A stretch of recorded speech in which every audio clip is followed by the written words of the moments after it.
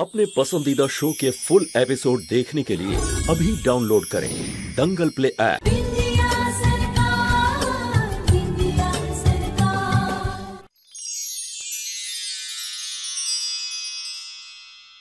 আপনারা সবাই একটা প্রশ্নের তালিকা বানিয়ে রাখুন যাতে মুখ্যমন্ত্রী সাহেব হ্যাঁ বা নায় উত্তর দিতে পারে। চুপ চুপ করো মূর্খ মেয়ে, চুপ করো। জামাই বাবু, ভদ্রভাবে কথা বলো বিন্দিয়ার সঙ্গে। ওকে অপমান করার তোমার কোনো অধিকার নেই।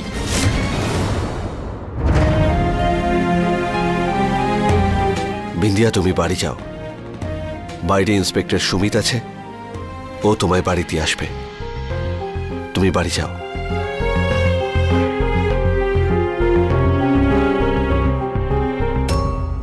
সবাই চলুন চলুন।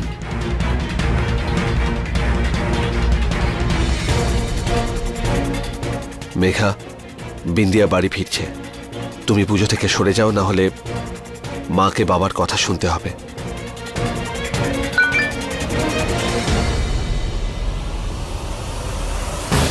ওকে।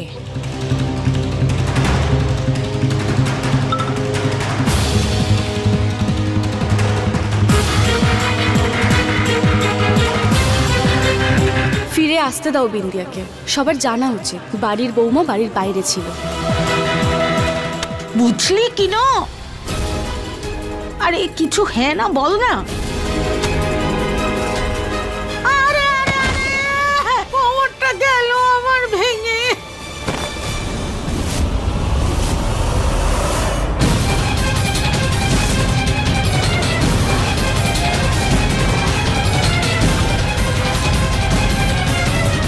এরকম কুনুই মেরে মেরে কে কথা বলে, তাও আবার এত জোরে জোরে? ওরা কপাল আমার। এ তো আমাদের বিন্দিয়া নয়। এটা কে?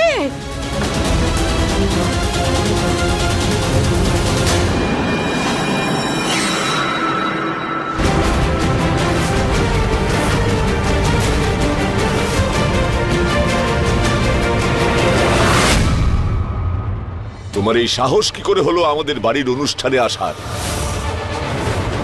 অন্য কিছু নয়, তোমার এই সাহস হলো কি করে আমার বৌমার রূপ ধারণ করে এই বাড়ির পুজোয় বসার?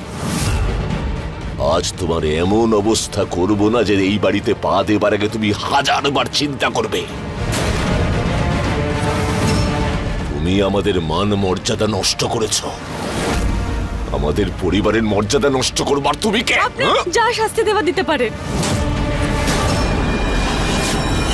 আমি এসব আপনার বাড়ির সম্মান নষ্ট করার জন্য করিনি, বরং আপনার বাড়ির সম্মান বাঁচানোর জন্যই করেছি। কে? আমি এখানে শুধু পুজোতে বসার জন্য এসেছিলাম, আর আমি যখন দেখলাম মাঝপথে বিন্দিয়া পুজো ছেড়ে চলে যাচ্ছে আর সবাই এখানে ওর জন্য অপেক্ষা করছিল যাতে ও সত্যিটা সবার সামনে না আসে, এই জন্য আমি ওর জায়গায় এই পুজোতে বসলাম।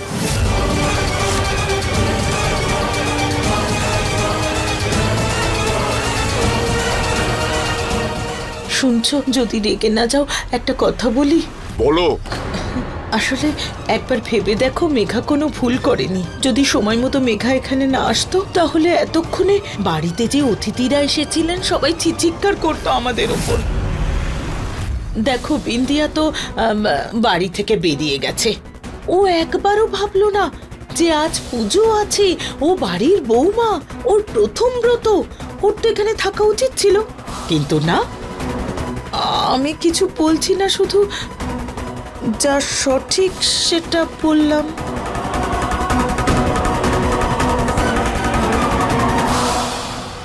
মেঘা, তুমি এই বাড়ি ছেড়ে এক্ষুনি চলে যাবে। শুনতে পাওনি তুমি? এখান থেকে চলে যাও এখনই।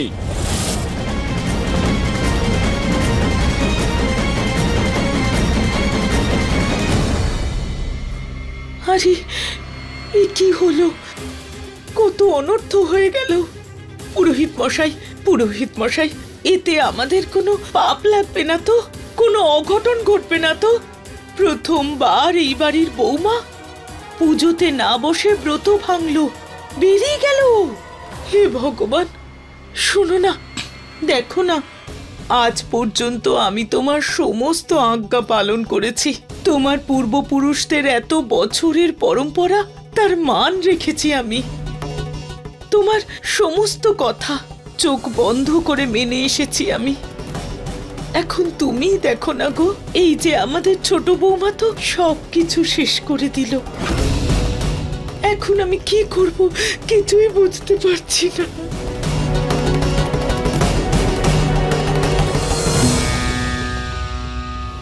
বিন্দিয়া কোথায়? খুঁজে আনো ওকে এক্ষুনি। আজ তো বিন্দিয়া সুন্দরী শেষ। অভয়ের বাবা ওকে বাড়ি থেকে বের করেই ছাড়বে।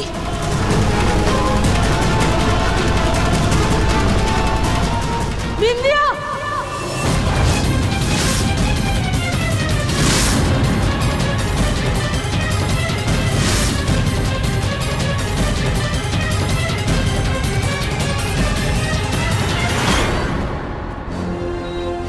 Yes sir. অভয়, তুমি বাড়ি যাও বাবা। না স্যার, আমি এভাবে আপনাকে একা ছেড়ে কখনোই যাব না। আরে একলা কোথায় আমি? এই দেখো, ভোলানাথকে স্থাপন করে গেছে তোমার স্ত্রী। বিন্দিয়া খুব ভালো মেয়ে অভয়।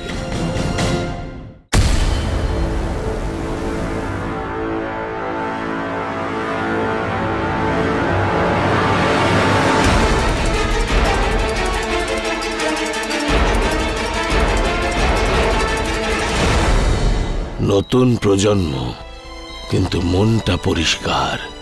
তাই তো সবাইকে ওই কথাটা বুঝিয়ে দিল যেটা আমি বোঝাতে সক্ষম হইনি।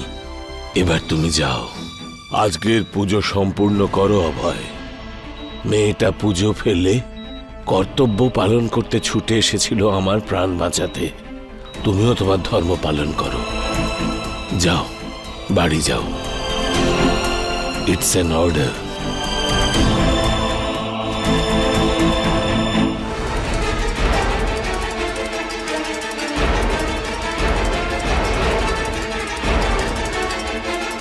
তুমি নিজেকে কি ভাবো বলো তো?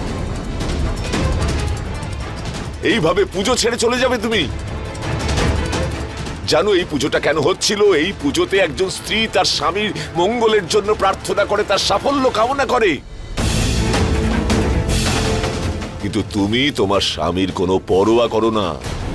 আমি বরাবর অভয়কে বকাঝকা করি যে সে তার স্ত্রীকে নিয়ে কোনো চিন্তা করে না, কিন্তু তুমি, তোমার কাছে তো কোনো কিছুর মূল্য নেই, না পরম্পরার, না বাড়ির রীতিনীতির। তোমার সাহস কি করে হলো যে পরিবারের বড়দের অনুমতি না নিয়ে তুমি বাড়ির নিয়মকে ভাঙলে? এই মেয়েটা কোনো কাজে নয়। তুমি কি বাড়ির গুরুজনদের কোনো সম্মান করতে শেখনি? কিচ্ছু শেখনি? কি ভেবেছো তুমি যে শ্বশুর মশাই যা খুশি বলুক আমি তো সেটাই করব যেটা আমার ইচ্ছে? হ্যাঁ, শুনছো, আমি তোমাকে বলছি, ওকে এমন শাস্তি দাও যেন সারা জীবনেও না ভুলে। একটা কাজ করো, ওকে না তুমি বাড়ি থেকে ঘাট ধাক্কা দিয়ে বের করে দাও। হ্যাঁ,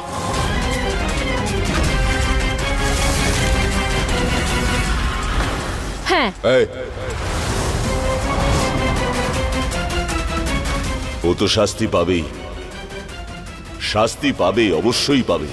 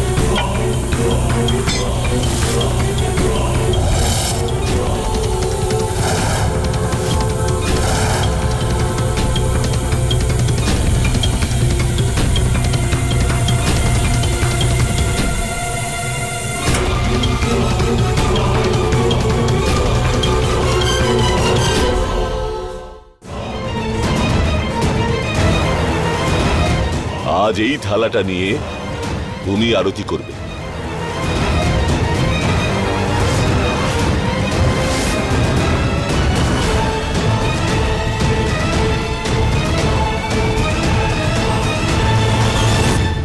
হাসপাতালে গিয়ে আমার কাজ বিগড়েছে এই মেয়ে, এবার পাক এই মেয়ে সাজা যত পারবে। শুনতে পাওনি আমি কি বলেছি? থালাটা ধরো। আরে শুনতে পাচ্ছ না নাকি শ্বশুর মশাই কি বলছেন?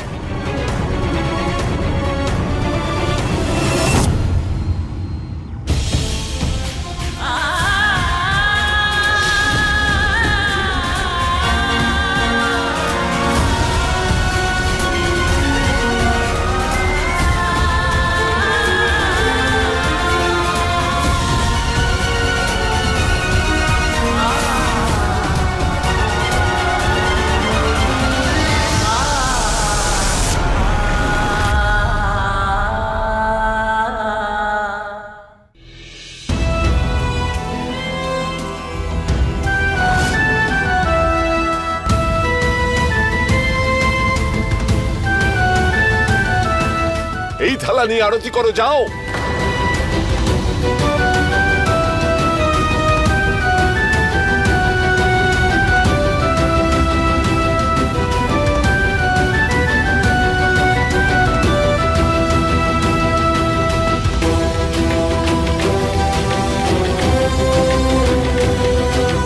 ঠাকুর মশাই তাড়াতাড়ি শুরু করুন। আগে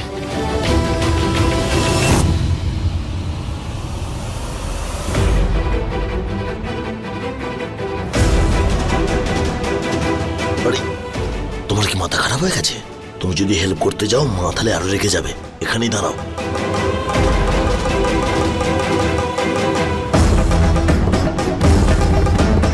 আরতির সময় তো স্বামীর থাকা দরকার। অভয়, আমি এখানে।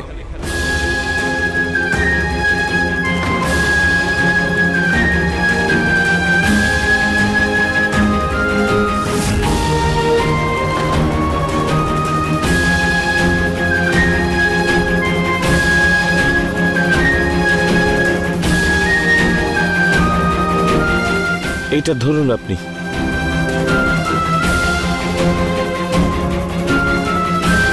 আরতির থালায় এই চালটুকু রেখে দিন।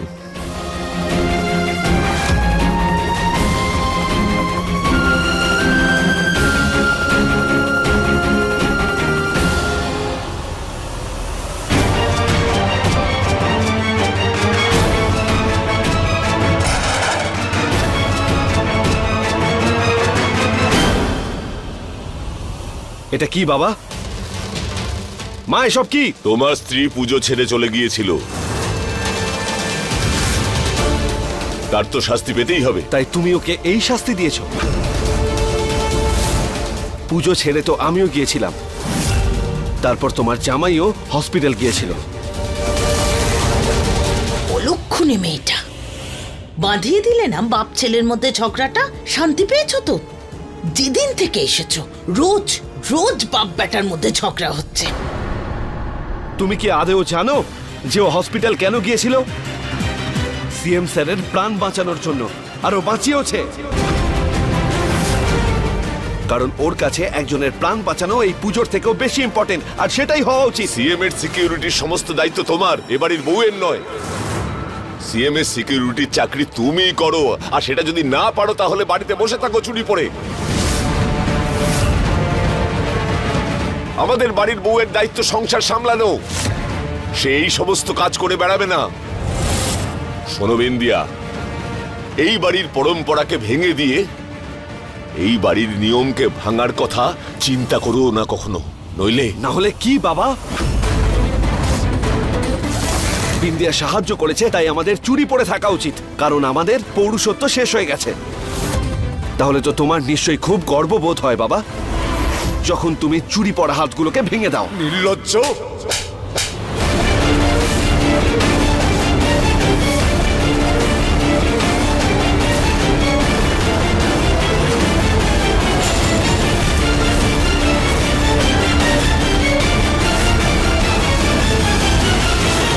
মানুষ তখনই গায়ে হাত তোলে যখন তার কাছে বলার মতো কোনো ভাষা থাকে না।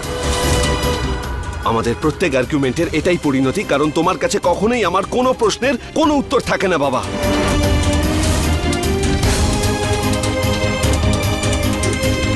অভয়!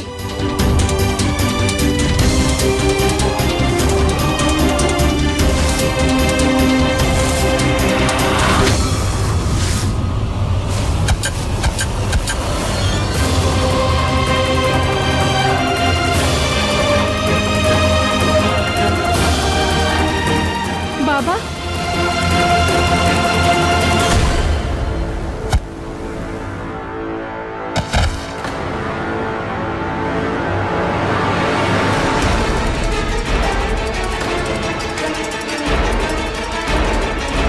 বাপ বেটার মধ্যে ঝগড়া বাঁধিয়ে শান্তি পাওনি যে আরো আগুন লাগাতে যাচ্ছ? এই বাড়িতে যা কিছু ঘটছে না সবকিছু তোমার জন্য হচ্ছে। শরীরে পোকা পড়বে, ভগবানও তোমায় ক্ষমা করবে না। দাঁড়াও, মাথা খারাপ নাকি? এখানেই দাঁড়াও। তোমার ভাই এই মেয়েটাকে মহান বানাচ্ছে, কোনো প্রাণ বাঁচায়নি এই মেয়েটা। কি কথা বলছো? সত্যি কথা বলছো? সত্যি কথাই বলছো হয়তো।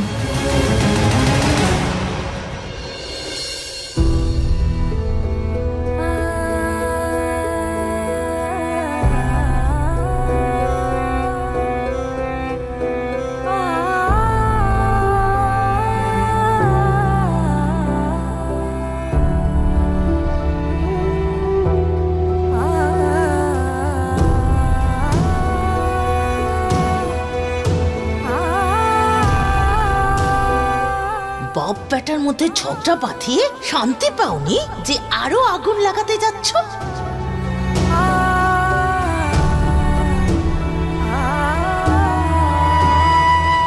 অভয় বাবুকে আমার জন্য কত সমস্যায় পড়তে হচ্ছে।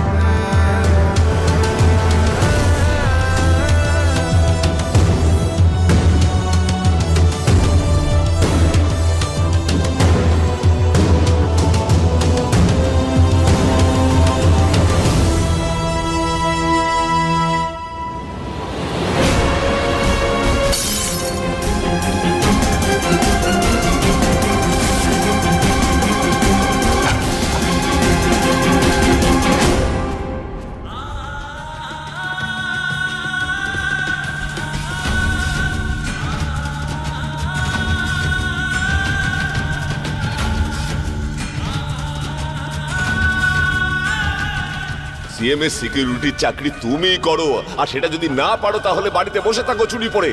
বিন্দিয়া সাহায্য করেছে, তাহলে আমাদের চুরি পড়া উচিত, কারণ আমাদের পৌরুষত্ব শেষ হয়ে গেছে।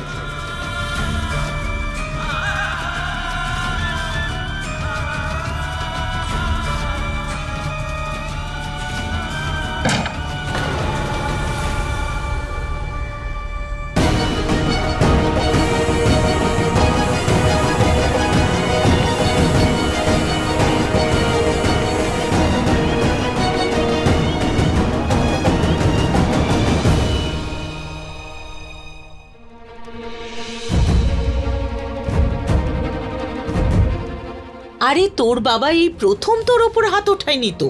যখন তুই ছোট ছিলি, ভুল করতিস, তখনও তো মার খেতিস, তাই না? তাহলে কেন রাগ করছিস? ভুল করার জন্য যদি বাবা আমায় মারতো তাহলে কিছুই হতো না, কিন্তু বাবার ওই রাগ সব সময় অকারণে ছিল, কোনো সঠিক কারণ ছাড়াই সব সময়। একটা কথা বলছি অভয়, আরে এইবার তোর বাবা অকারণে রাগ করেনি। বিন্দিয়া ভুল করেছে, কি তাই ভুল উনি করেছে বিন্দিয়া মা? কি ভুল করেছে? কারোর প্রাণ বাঁচানো কবে থেকে ভুল হতে শুরু করলো? তুই তুই ওর পক্ষ নিয়ে কথা বলছিস?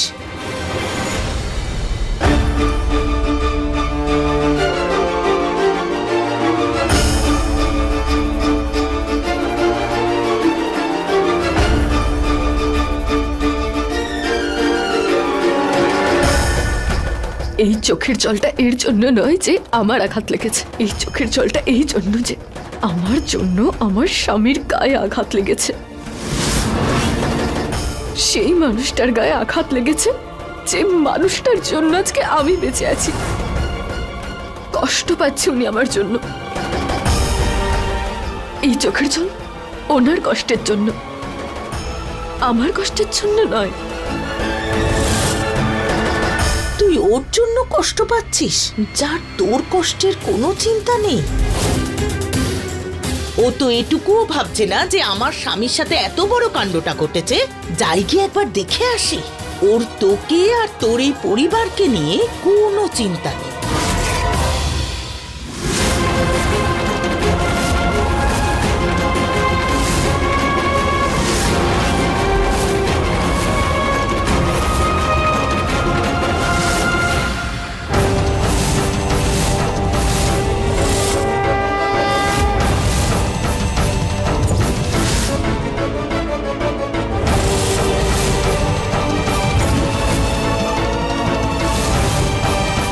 আমি কথা দিচ্ছি, আমার জন্য এই বাড়ির মান সম্মানের উপর, আমার স্বামীর উপর, আমার পরিবারের উপর কোনো দিন কোনো প্রকার আঁচ লাগতে দেব না।